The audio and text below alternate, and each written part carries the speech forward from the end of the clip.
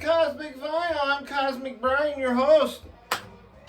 I'm so glad you're here, man. This is our second one of the weekend, man. This weekend has just been fantastic, man. A 3-day weekend. We're only halfway through, man. I love these Monday holidays, don't you? So killer. Like I said, man, welcome to Cosmic Vinyl. I have a great show for you right now, man. As you know, I started last weekend a 3-part series where I show 6 early 70s bangers that metalheads would like, right? It went over pretty well. Was able to dig out some great albums out of the collection that I haven't listened to for a while and share them with y'all. And the wait is over for part 2, baby. I pulled 6 more friggin' slamming albums that I'm gonna show you right now. Okay, maybe it'll take a minute here. How about we do one of these? I'm gonna do my primer. It's kind of this new thing I'm doing. It's a big chug primer that I do. So I'm gonna do that first. And now, transitioning into the big chug. That's the new thing now, guys. It's double dipping. Here we go. Whoa! Whoa, we got an overfoamer here. Hey guys, need a cleanup in aisle 4 over here. Overfoamer. There's nobody here, man. Like I have a staff or something on board. I'm just gonna have to deal with this overfoamer myself by pounding it back. All right, here we go. Here's a toast to all you great folks out there in YouTube land and parts unknown and places beyond the stars. Let's just slam it back so I can stop rambling. Here we go. Oh, yes, my good friend, of course. Oh, yeah. All right, here we go. So, I pulled 6 more slamming albums. I'm going to get right into it. So yeah, I'm going to show you this picture disc. This is Flower Traveling Band's album, Anywhere. Yeah, check out that cover. This was released in 1970 on the Philips label. Now this is a Japanese hard and heavy rock band, heavily influenced by Hendrix, Cream, Sabbath, and they wanted to put together their own band so that they could introduce these heavy-duty, hard rock, Western classic rock sounds to the Japanese folks. And they did it quite well, starting with this record here, man. This cover, right? Let's talk about that for a minute. Apparently they like to be nude because they had an album before this where they also pose naked. So these guys are either really brave or really well put together, you know what I'm saying? Because, you know, if it's a cool morning at the photo shoot, there's always that risk of quite possibly some shrinkage, you know what I'm saying? I think you do, guys. But anyway, so I have to ask myself, did they maybe have some gals on set at the photo shoot that maybe would help them with a little fluffing, maybe to get them back to actual size? Who knows, right? That's horrible. But anyway, yeah, this is heavy blues rock, cool blues rock, harmonica, and just some killer muscular guitar riffage. Mostly covers on this. They cover Black Sabbath's song Black Sabbath. They also do this fantastic acoustic version of the Animals' House of the Rising Sun. It is, gives the vocalist, whose name escapes me now, and even if it didn't escape me, I probably wouldn't be able to pronounce it. But it gives him a chance to really shine, man. He belts it out big time. But yeah, great album, man. They also cover 21st Century Schizoid, man, by the legendary King Crimson. So, pretty good album. A little bit of translation issues, I think. It gets a little awkward at some points, but hey man, I can overlook that for the hard and heavy stuff and the fuzz, so yeah. Alright, let's get on to the second album here. So the second album is one that's pretty common. I mean, if you probably walked into your record store right now, you could probably find a copy, probably pretty cheap too, and this is Cheap Heat. This is Leslie West's first solo album, Mountain, released in 1969 on Windfall Records. I'll show that label because actually Windfall Records is pretty cool. The label is pretty cool. Yeah, this is his first solo album after leaving the Vagrants, right? It's produced by his friend and bandmate Felix Pappalardi, who worked closely with like Cream and the Youngbloods, did some songwriting and stuff for them. But yeah, this is late 60s, early 70s hard rock and stuff with, those gruffy, husky vocals of Leslie West. Yeah, this is just really, really good, man. And I gotta comment on this cover too. So I obviously you can see Leslie West's massive mane there, and even more so on the back, right? So the Afrometer is going off the charts on this one, people. But I'm so close to giving him a 10 on the Afrometer. But it's a little out of control. The grooming is an issue. He loses points for the grooming issues. I'm going to give him 9.5, which is still quite impressive, if you can tell on your own there. But yeah, his first solo record, man, heavy-handed blues rock guitar. He's just such an underrated guitar player. Just rips. He's from that old school of rock music, man. Just the heavy, raunchy music. This could be considered even like a super group. As I mentioned, Felix Pappalardi worked closely with like Cream and Youngbloods, and Leslie being from the Vagrants, and their drummer N.D. Smart was also with the Remains and with Kangaroo. These guys could be almost like maybe the first super group. Who knows, right? But yeah, so good, man. This just has that heavy, trudging, classic rock sound, and that throaty vocal of Leslie West, gives it this just enough heaviness that I think it can stand with any heavy and hard rock album of its era, man. Great stuff, man. Leslie West. You can pick that up pretty cheap, like I said. So this next one was gifted to me by a fellow VC member. He doesn't make videos so much anymore. In fact, he hasn't really been posting on Instagram much anymore either. And I miss him, man. And that's Kimbo, Dana Kimborowicz. And he sent me this. And this is probably my favorite record that I'm going to show here out of the 6. And that's the Frantic Conception album, released in 1970 on the Lizard label. Just another one of those hard and heavy rock bands that was lost in the transition between, the late 60s psych garage thing transitioning over into the, 70s more hard rock and heavy rock and even punk rock. And a lot of the bands just like this, fell right through that huge crack, man, and never were seen again. And that's kind of what happened here. But think about it, though, man. Had they succeeded, would we still be talking about these guys and getting all excited when they find these obscurities? Maybe not, right? But anyway, what am I talking about?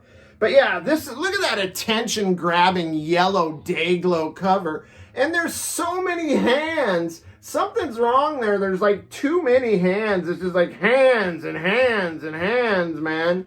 So here's a better picture of the band. Don't they look just badass? And then the gatefold there with some live action there. So killer. This is kind of in the vein of like Emerge by the Litter, Frost music, Josephus Deadman, Maybe even a little MC5 High Times, man. It could fall into that as well. But yeah, led by singer and wild man Max Byfuglien, who leads this urgent, unhinged, intense group of bandits, musical bandits, through this great collection of tracks, man.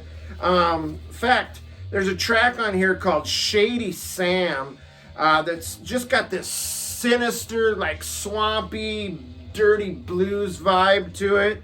And then you've got Her and Her Mountain, which is kind of this doozy, oh God, kind of this doomy, fuzzy jam on it.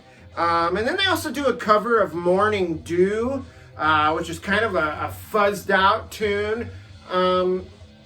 Maybe not as good as the Damnation of Adam Blessing cover, but still pretty cool. They got this like middle part where they stop and they go into like the taps thing, like dun dun dun dun dun dun. So yeah, it makes me question, is that song kind of like an anti-war thing, like about death and waking up in the battlefield and the morning dew? I mean, I don't know, I just get this weird vision of that's maybe what it is. But they also cover the Pretty Things Midnight to 6, which is just another fuzzy banger.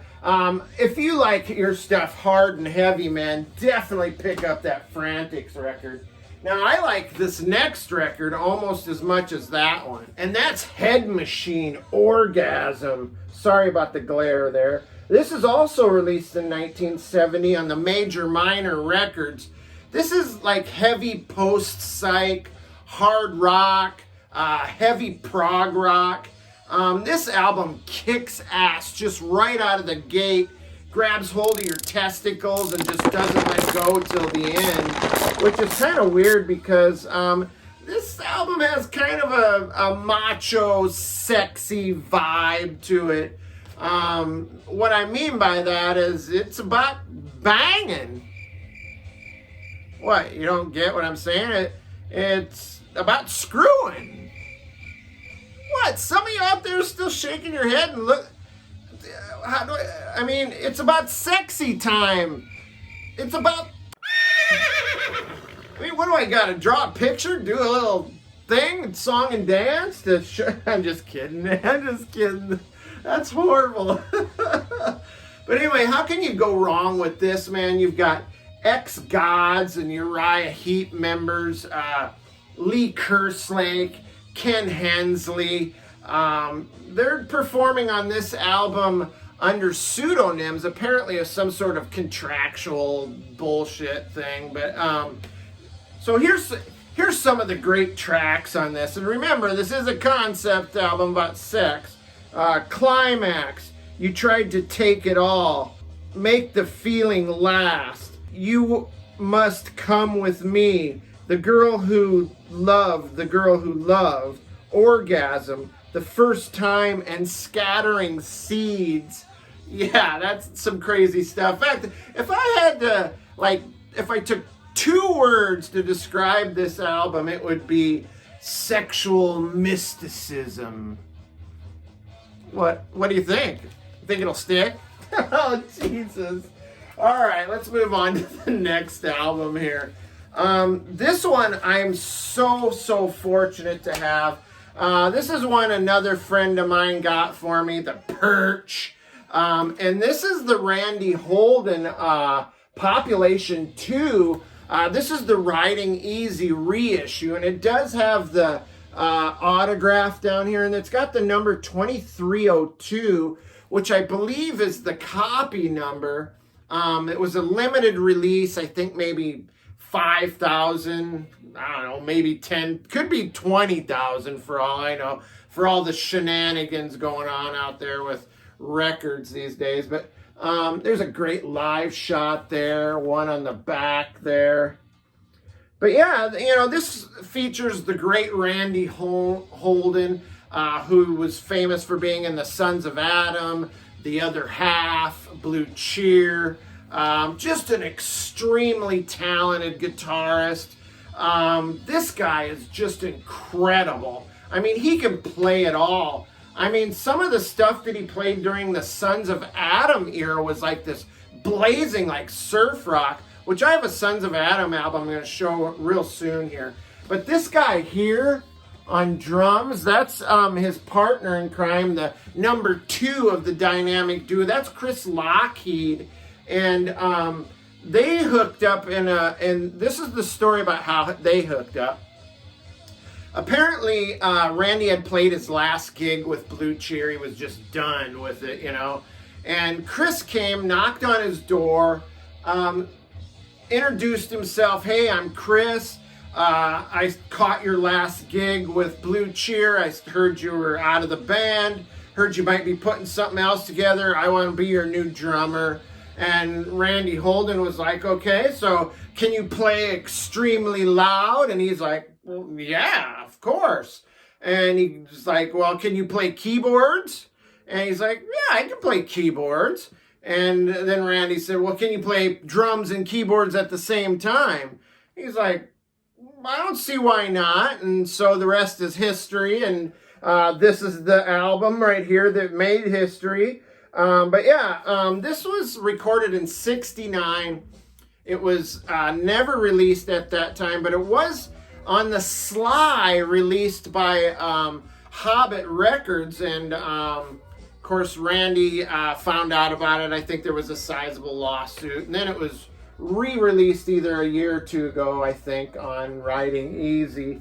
But yeah, this is just sludgy, heavy kind of doomage, a little slower and heavier than the Blue Cheer stuff, but it does sound similar. But yeah, Randy's guitar sound is just so rich and thick. It's like almost like chocolate syrup. I mean, it's like that sweet, man. This is a great record, man. Pick it up. Okay, so my last album is this. And it's not necessarily the heaviest album I'm going to show or the best one. It just happens to be the last one I'm showing. And that's the band Bent Wind with their album Sussex. Again, sorry for the glare. Now this one's a little bit of a cheater. It was released in '69 on the Trend label. This is a Canadian heavy psych fuzz bomber right here. Just originals, I guess, could fetch like anywhere from $5 to $7 grand. I mean, they're rare as hen's teeth. But yeah, these guys came out of this scene in Canada that must have been so groovy, man. It was like, it sounded so amazing. It was on a place called Sussex Avenue, right?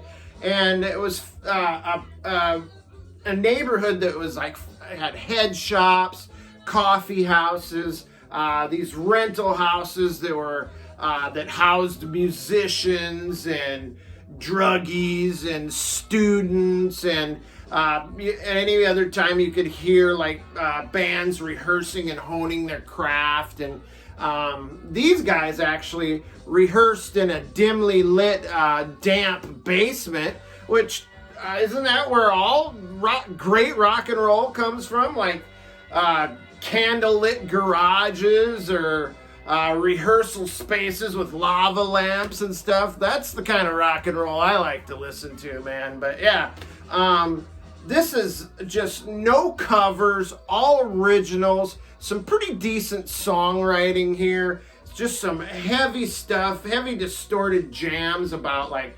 murder, war, drugs. I mean, what else is there back then to write about, right? But I gotta admit, there's a little bit of filler here, but you know, the wah-wah and the fuzz is enough to make me still think that this is a heavy-duty album that bangers would like, so headbangers. So yeah, check out Sussex, man. So anyway, I'm going to see you guys out with another toast. I appreciate you stopping by, man. If this is your first time in the cosmic realm, hit the subscribe button. And man, you guys, again, if you like this, man, give us a like. Man, we're pushing so close to world domination, and we're gonna reach it. You wait. But yeah, and if you want to be told, given the heads up whenever we put a video out. Hit the notification bell. Otherwise, you guys have a great week. Stay cool, stay cosmic. Love you guys. Cheers. And peace to you, brothers and sisters.